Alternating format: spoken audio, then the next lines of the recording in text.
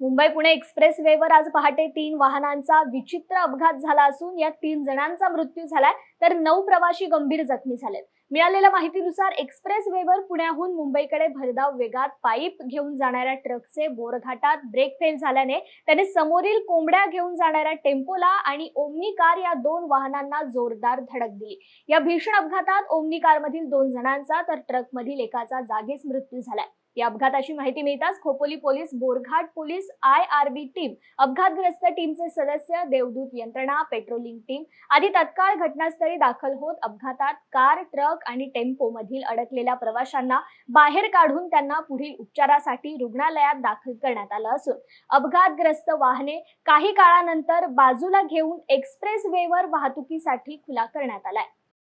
Mumbai Pune एक्सप्रेसवेवरती Mumbai लेनला kilometre 3800ला सकाळी 4:20च्या दरम्यान एक अपघात झालेला आहे। या अपघातामध्ये पाईप वाहून येणारी ट्रक, त्यानंतर कोंबडी वाहून येणारा टेम्पो आणि एक ओमनी अशा 3 गाड्यांचा अपघात झालेला आहे। 3 गाड्यांमध्ये साधारणतः 11 लोक बाधित झालेले आहे। 11 लोकांच्यापैकी 4 लोक गंभीर जखमी असून 3 लोकांचा दुर्दैवी मृत्यू झालेला आहे, त्यामध्ये एक महिला आहे।